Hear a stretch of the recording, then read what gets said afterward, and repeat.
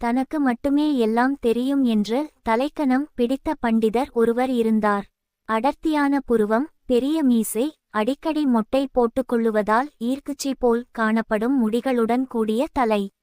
இதுவே அவரது அடையாளம். வீதியில் அவரை கண்டு விட்டாலே மக்கள் ஓடி ஒளிந்து கொள்வார்கள். ஏனென்றால் கண்ணில் படும் யாராயிருந்தாலும் ஏதாவது கேள்வி கேட்டு மடக்கி தமது வாதத்திறமையால் மட்டந்தட்டி விடுவார். இதில் சிலர் அழுது விடுவது கூட உண்டு.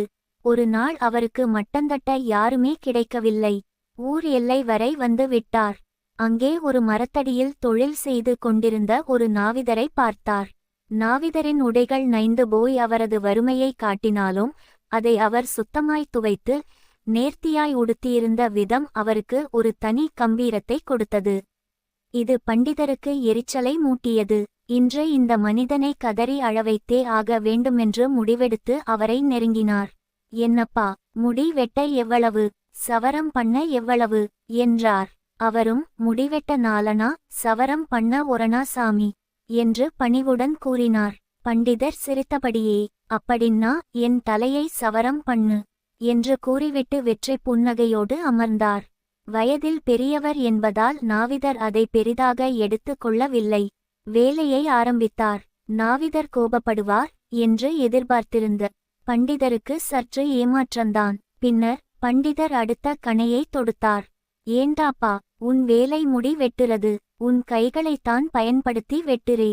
அப்புறம் எதுக்கு சம்பந்தமில்லாம உன்னை நாக்கோட சம்பந்தப்படுத்தி நாவிதன்னு சொல்றாங்க? இந்த கேள்வி நாவிதரை நோக்கடிக்குமென்று நம்பினார். ஆனால் நாவிதர் முகத்திலோ புன்னகை. நல்ல சந்தேகங்க சாமி, நாங்க தொழில் செஞ்சா மாத்திரம் பத்தாது, முன்னால உட்கார்ந்து இருக்கிறவங்களுக்கு அலுப்பு தட்டாம இருக்க நாவால இதமா 4 வார்த்தை பேசுறதனால தான் நாங்க நாவிதர்கள். எங்க பேச்சை கேக்குறதுக்குன்னே இத்தனை பேர் எங்களை தேடி வராங்க தெரியுமா? இந்த அழகான பதில் பண்டிதரை மேலும் கடுப்பேற்றியது. அடுத்த முயற்சியை துவங்கினார். இதென்னப்பா, கத்தரி கோல்னு சொல்றீங்க? கத்தரி மட்டும்தானே இருக்கு, கோல் எங்கே போச்சு? இந்த கேள்விக்கு பலமான சிரிப்பு மட்டும்தான் பதிலாக வந்தது நாவிதரிமிருந்து. சாமி, ரொம்ப சிரிப்பா பேசுறீங்க என்று சொல்லி நிறுத்தி கொண்டார். இதிலும் பண்டிதருக்கு ஏமாற்றம். கொஞ்சம் கடுமையாகவே ஆரம்பித்தார்.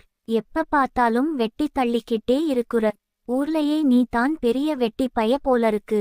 இந்த வார்த்தை நாவிதர் மனதை கொஞ்சம் காயப்படுத்திவிட்டது. அவர் முகத்தில் கொஞ்சம் வித்தியாசம்.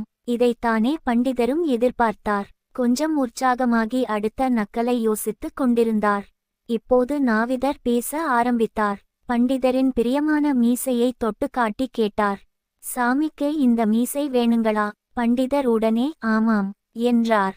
கண்ணிமைக்கும் நேரத்தில் பண்டிதரின் மீசையை வழித்தெடுத்து அவர் கையில் கொடுத்து, மீசை வேணுமுன்னீங்களே சாமி, இந்தாங்க. பல வருடங்கள் ஆசையாய் வளர்த்த மீசை இப்போது வெறும் மயிர்கற்றையாய். அதிர்ச்சியில் உறைந்து போனார் பண்டிதர். நாவிதரோ அடுத்த நடவடிக்கையில் இறங்கினார். அவரது அடர்த்தியான புருவத்தில் கை வைத்தபடி கேட்டார். சாமிக்கு இந்த புருவம் வேணுங்களா? இப்போது பண்டிதர் சுதாரித்தார்.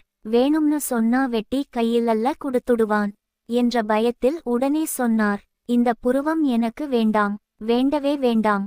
நாவிதர் உடனே பண்டிதரின் புருவங்களையும் வழித்தெடுத்தார்.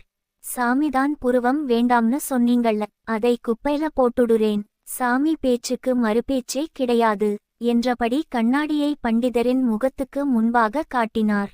40 வருஷமாய் ஆசையாய் வளர்த்த மீசையில்லாமல், முகத்துக்கு கம்பீரம் சேர்த்த அடர்த்தியான புருவமும் இல்லாமல், அவருடைய முகம் அவருக்கே மிகுந்த கோரமாக இருந்தது. கண்கள் கலங்க குனிந்த தலை நிமிராமல் ஒரணாவை அவர் கையில் கொடுத்துவிட்டு விரக்தியில் தளர்ந்து போய் நடையை கட்டினார் பண்டிதர். நம்முடைய அறிவும் புத்தியும் திறமையும் அதிகாரமும் அந்தஸ்தும் பொருளும் மற்றவர்களுக்கு உதவுவதற்கே தவிர மட்டம் தட்ட அல்ல. இதை உணராதவர்கள் இப்படித்தான் அவமானப்பட நேரும். தலைக்கணம் நம் தலையெழுத்தை மாற்றிவிடும்.